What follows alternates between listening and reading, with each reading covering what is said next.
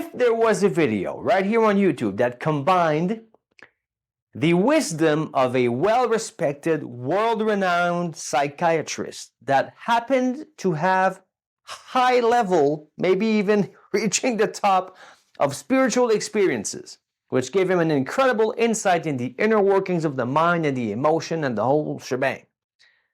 Combining this with the experience of an ex-chronic stutterer that created a new speaking system and has coached international keynote speakers, TV hosts, and national trainers. So one video combining all this to help you avoid decades of suffering and in one fell swoop, avoid the 7 biggest problems we see when it comes to public speaking like a natural, on stage, on camera, in meetings. Would you watch it? If so, let's get it on. And if you would not watch that, if you said, I don't want this video, it's probably just a scam, whatever he's talking about, well, it's been nice seeing you. If you want to watch it, come back to this camera, and we're going to help you here, learn some stuff so you can get out there, kick butt, and take names, all right? So, first things first. This afternoon, I was listening to one of my favorite authors' book, Letting Go, by David Hawkins, and in the chapter where it says, I can't versus I won't. And then he starts describing what happens as an example in a public speaking setting. We know like most of the population are terrified of public speaking. He said, well, there's a difference between I can't and I won't. And he talks about apathy in public speaking. How does that sound? That sounds like, oh, I could never speak in public. Ooh, like who's going to listen to me? Who am I to speak to them? What's the use? It's pointless anyway. Nobody's going to listen to me. I got nothing good to say, yada, yada. So I can't. It's just impossible for me. When someone is in that state, it's not like you're going to read and then in that state, you don't even read LinkedIn listicles to try to learn power posing tricks and breathing hacks to try to get you on stage with confidence. It's just like, you just can't. It's not on your radar. It doesn't register on your algorithm when you scroll the social media feeds because you're not even there yet. At one point, you start to go to grief, which is a good thing. Grief in this frame is a good thing because grief now, someone starts to realize, imagine grief. Like, what do you mean grief's a good thing? When someone starts to realize all the money you left on the table, all the status you left on the table, the opportunities, even the sexual opportunities if you were single. I mean, getting on stage is good for your sex life if you're single, by the way. Everything you've left on the table, and you start to mourn the lost opportunities. When somebody's in that state, okay, grief is a good, compared to apathy, grief is a good idea. There's more energy available. You still can't do it. You still can't get out there and speak, kick butt, take names, and do the whole 9 yards and grow your business. But you start to wish you could have had this. This is like the one that got away maybe might get you. But still, the person cannot still get out there, kick butt, take names. Then when somebody goes above grief, something happens in you, or you see something happens, or you get enough of that anticipation coming on, you move on to fear. And fear is like, oh, I won't. I could get out there. I could, you know what? Rather than be in the audience at the next convention, I could be on stage. You know, I have something to say, have some experience. It's just that I won't because I'm afraid. See, at that level, here is where you start to read how to get over stage fright.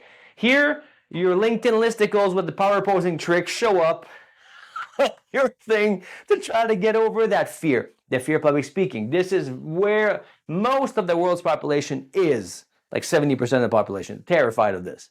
So they won't. Now, there's multiple reasons why people won't. So in my case, for example, in the beginning of all this, chronic stutterer, that shame, guilt, it's not even registered. There's no place on the board. It's like you're below down there. It's just, some people, it's like fear of getting laughed at, fear of humiliation. So this, you see why? If you don't take care of this, no script will save you. That's why there's been public speaking courses and trainings for thousands of years since the sophists in ancient Greece. They've been teaching words. Here's what you say, here's how you say it, and eventually you'll get confident. But this is all going on in the psyche of the person before you open your mouth. And do you come out of words, or do words come out of you? Do you? Do you come out of words, or do words come out of you? I get it. Words are powerful. Words are very powerful. But the power that the words have come from you. Who you are when you say them, who you're saying it to, in the context and the framing, and the words are like taglines that represents ideas and principles and concepts and energy frequencies. Words in and of themselves have nothing. You give them power based on the meaning that if you're just saying words by yourself in the woods and there's nobody else on earth, what's the power of a word? But these things you can still feel by yourself. So remember that. Words come out of you, you don't come out of words. Anyway, let's keep on moving. After a certain point, someone gets to this, oh, you know what? That's when you're at a conference, when you see this all the time. You see, man, I'd like to take everybody to, last year I was in your place, and I said to myself, next year I'm going to be there, and all that. So that's what happens. One day you're in the audience, and then when somebody hears that, and then you say, me too. And that's the desire and the go, go, go, which is good. I mean, there's so much more energy and desire than fear and grief, and never mind shame. That's a borderline death over there. And desire here is you want to get out there, kick butt, take names. But there's a bunch of problems because these are still negative states compared to joy, peace, enlightenment, bliss, and all that type of stuff. Acceptance, willingness, and all that. So this here, at level of desire, you want to, but you're still kind of held back by the fear, and you haven't mustered enough anger yet to do something about it. So it's like, yeah, I will, I won't, I want, not won't, I want, I guess I should. You see, it makes sense. Also, when you see your competitors get on stage, oh man, you see your competitors. See, there's two dentists moved to a new town. One of them speaks at the Chamber of Commerce, starts to make videos and has an advertisement strategy where he becomes omnipresent in the social media feed of everyone. Two dentists. After a year, is it even fair? Like, this is where you look at the other guy and say, hey, man, I gotta get on stage, I gotta speak. This one too many thing is a thing, okay? You see your competitor starting from stage and you're not. It's like, oh, I need to do this. Desire, this gives you the one. There's so much more energy here, which propels you at one point to muster enough anger.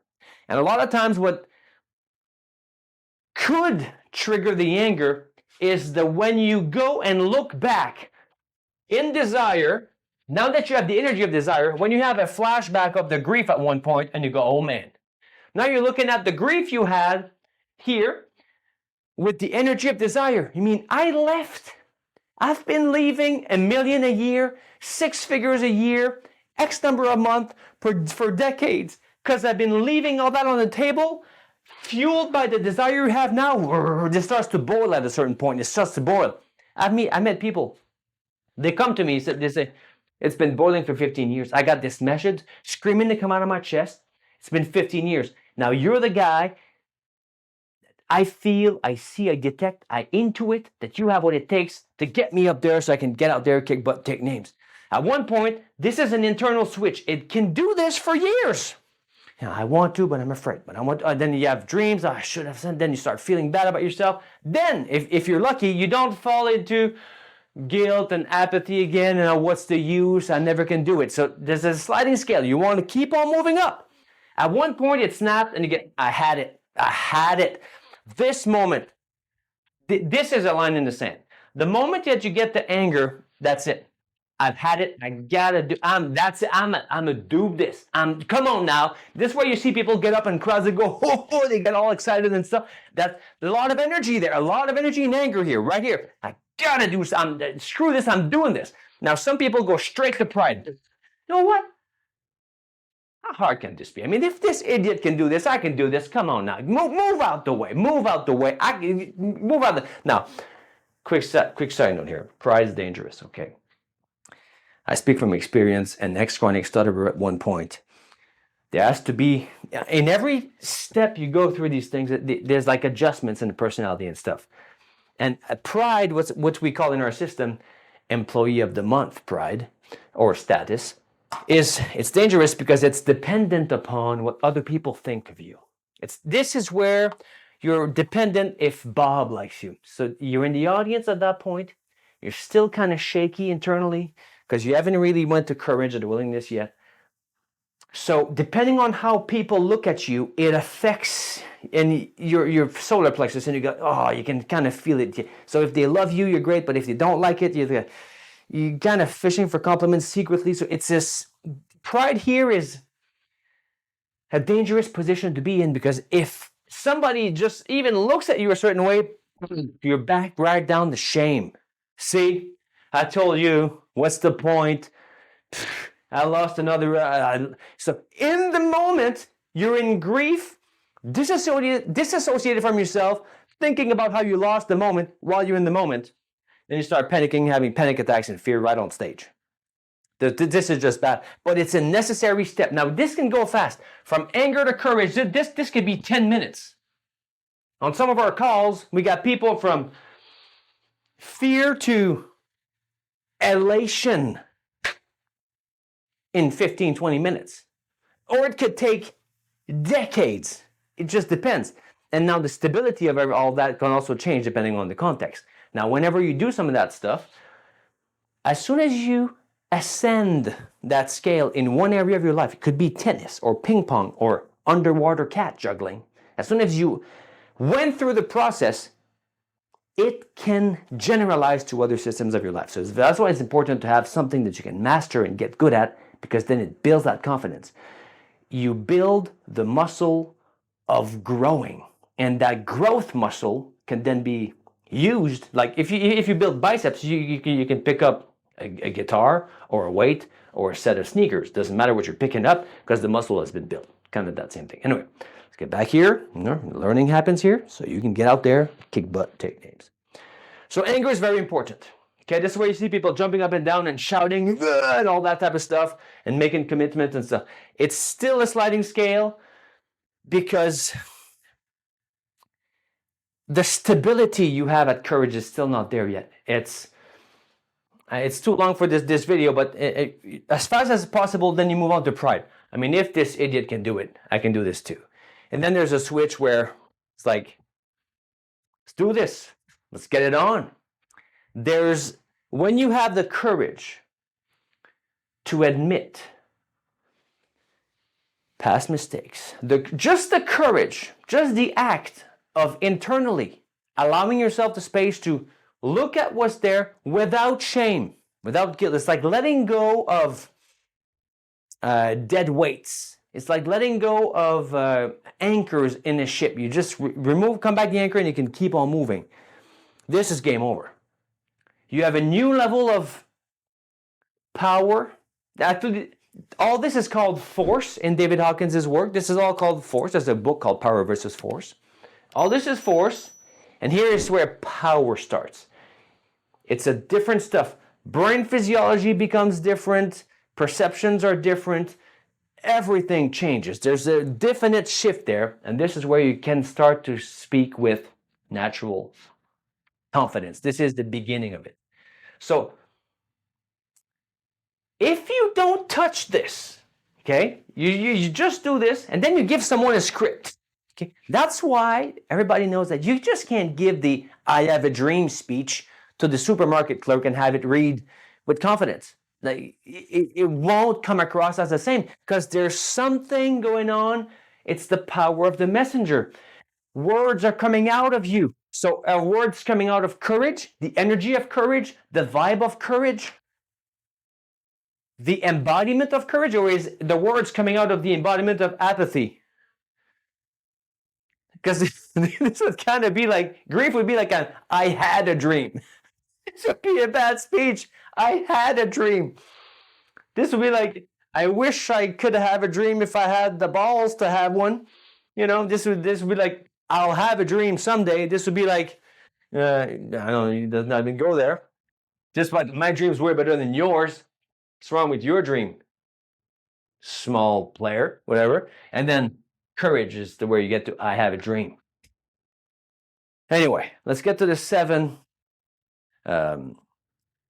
biggest problems that are solved in one fell swoop. And I say 80% of all public speaking problems are solved with just this.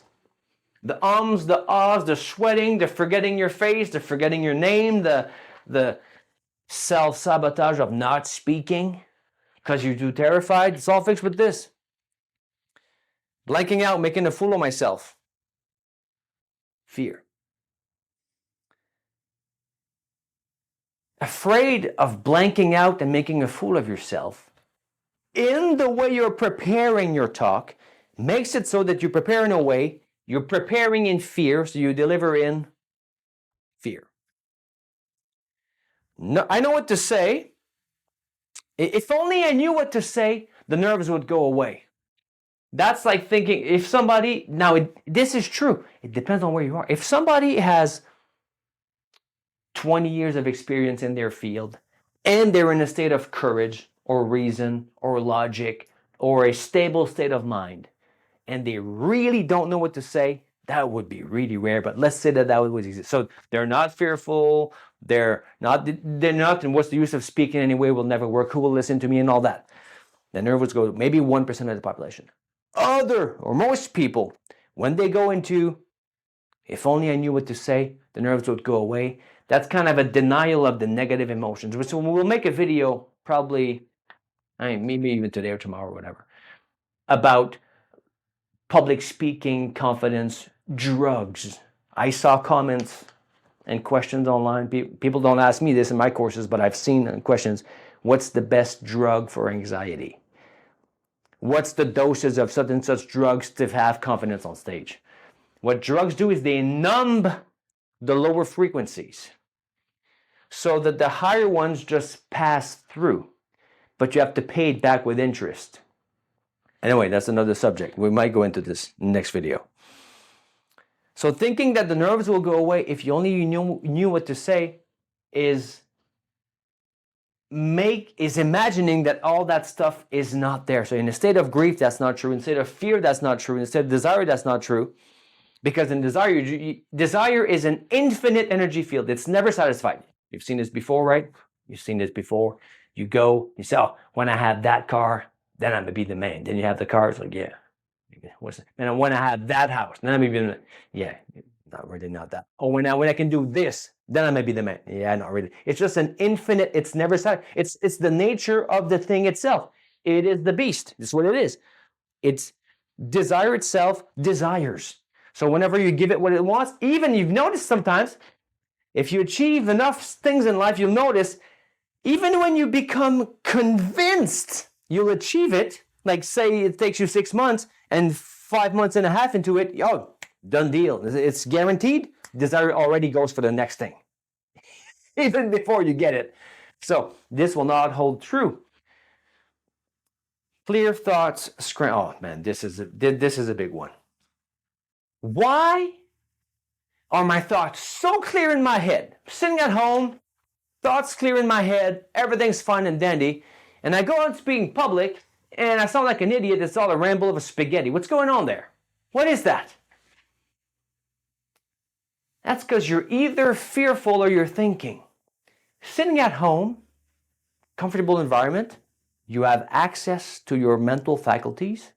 Not too many tabs open in your mind. You got thinking about, oh, I'm hungry and I'm thinking about this thing. So there you go, thinking. All right, all the CPU of your central processing unit is going on that. Now you get on stage, fear kicks in, desire to be loved kicks in, anger at this and that, whatever thing, the grief and the flashbacks kick in. What's the use anyway? Plus maybe mixed with the shame and guilt because somebody looked at you wrong. All these tabs open in the computer freezes, you kind of move your mouse and then your mind goes, and this spaghetti scramble out. It has nothing to do with the words or the way you structure your information. If you don't deal with that first, you're screwed, you're hosed. And that's just the truth. And this is universal. Not me, not you, not your competitors, not your friends. Everybody has to deal with this.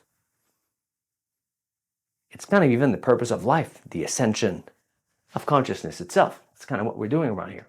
Anyway, takes me forever to prepare. You know this one, right? Why does it take me forever to prepare my talks, my videos, whatever, and I'm never ready? If I have 2 months to prepare, I'm not ready. If I have 20 minutes, I'm never ready, no matter how long I have to prepare. Well, which one is it? Is it because you're afraid of getting laughed at? To drop back into shame? Is it because you desire to be loved so much? You desire to have an impact so much? You desire to be such the best thing in the world that's never quite ready? Because perfectionism is fear in disguise, fear of criticism in disguise. It's one of these things, baby. So you don't mess with how do I prepare with the ultimate checklist, hack system, and the whole thing. You deal with the internal issues that's making you round and round in circles like this. Start to get it? Cool. Come back to this camera. This is where the learning happens. Avoid getting judged. Same thing. Classic shame, guilt. This feels so bad. It's not even on the board. It's awful. I spent 20 years living like this, day in, day out. No sounds would come out of my face, for God's sake. It's horrible. That's not the place to be. Get up there, and then on to joy, connection, grace, creating magic moments for your clients, having people live real transformations in the audience and all that, okay? By the way, all this is like 0.7% of phase 1 of our system. We have a 3-step system to first turn into a rock star speaker. That's like a 3-phase thing, rock star speaker. Then we create 6-figure day offer, and then we help you create 6-figure days from the stage. So that's like 3-step system we have. But I partner with you on a rev share basis. So I want you to be a great speaker so that you get my whole play. I make these videos, I have an academy, I do these trainings and these coaching things and these products to help you become a rock star speaker. So what do we do then? Then we partner with you, rev share basis. You make a truckload of money and I make a percentage of that. I'm happy, you're happy. But if you don't deal with this before, this is self-sabotage. This prevents you from even getting started. And this sabotages everything, and this just causes friction and problems and stuff. I want to get you to courage, willingness, acceptance, logic, joy, reason, eventually peace. So you feel at peace on stage, you feel at home on stage, connection with the audience, and you side with the audience. It's never you're never twisting their arm. You're there, you have their best interest at heart, and you help them get to where they want to. You help them ascend that thing. As soon as you, whatever you, let's take underwater basket weaving, whatever it is. As soon as you go up the scale, then you start helping other people do the same thing, which you have a coaching program and books and courses, which we do with you or for you, and we partner with you again, and then we keep on cycling up. Okay, that's what we do. Anyway, I lose sleep. Here's the problem. I'm so stressed out about presentations and I second guess myself all the time, right? And then I go and I lose sleep redoing my slides the night before. Then I bomb on stage the next day because I didn't sleep. Oh man, that goes for every one of us. I mean, we've all been there. We know what that feels like. It's one of these. This could be the desire, the second guessing, the pride. I mean, if my slides are not perfect, all that. Desire, pride, grief. What's the use anyway? Nobody will listen. There's some apathy in there. That thing is not good enough. Nobody will listen to this. Who will care about that? And then there's the fishing for compliments in advance while losing sleep, redoing his slide to be loved and accepted the next day, rather than just, we don't have time to do this here anyway. We have messaging algorithms for all that. This is a separate video. Stomach and knots, mind racing. Why in the world does my stomach get in knots and my mind races and I got flashback just when I think about public speaking? Well, there's your menu. You get to choose. What is it? Is it the fear? Fear of what? Is it getting laughed at? Humiliated? Fear of not being loved? Fear of being judged? Fear of looking small, fear of making a fool of yourself. Something is going on in there, which triggers the body, the mind, your sense of time, to put something in the future, anticipate it to be bad, and do everything you can to avoid it. Here's the problem that this guy's having with this. If all his energy is in the future, battling a dragon that's there, how much energy does he have in the present to actually do a good job? Couple that with the fact that this guy's losing sleep over redoing his slides to impress Bob, and there you have it. It's a total mess. In essence, I had more here, but let's just close. 2 more things, and then we're out for today. In essence, this is what's going on here. And I have a closing quote by David Hawkins. David Hawkins, in his book, Letting Go. If you've never read David Hawkins' book, I mean, crazy. Highly recommended. He even said that the number thing he has a thing called the map of consciousness. Never mind the numbers per se. Just don't get hung up on the numbers, but the concepts and the idea and the progression is glorious. He says apathy and depression are the prices we pay for having settled for and bought into our smallness. All that stuff. It's what we get for having played the victim and allowed ourselves to be programmed. Programmed like a computer, which we'll have a bunch of videos on this channel about computer analogies for your mind, your body, your soul, your energy, and your consciousness, which will make a lot of sense later. The whole thing is about what happens when you're in any one of these states. From pride down, it's the equivalent of a toe stump. That's what it is, baby. You know, you walk somewhere. You could be the best person in the world. You walk somewhere, boom, you just stump your toe somewhere. In that moment that you're in pain with your toe, thumping like this, you can't, or it's very hard to care for anything or anyone or any other people. In that moment, your focus is internal on that pain. That toe stump, emotionally, that's what's going on. This is an emotional toe stump. When you're in fear, you can't connect with the audience, have a big impact, help them shift their beliefs so they buy into your program, and then in your program actually follow through on your promises and have them level up. In fear, you have an emotional toe stump. In apathy, I mean, it's just like apathy is not even a toe stump. It's like in apathy, it's like the desk fell on your toe and it stayed there. There's no energy. It's dead. There's nothing going on. It's going from a toe stump to, there's a song in French that says, pour un instant, j'ai oublié mon nom et ça m'a permis d'écrire cette chanson. Which would translate to, for a moment there, I forgot my name. And it allowed me to write that song. This is self-consciousness. This is you being a victim. This is the world happens to me. This is stuff happens to me. And I got to protect it. As of here, there's a definite shift to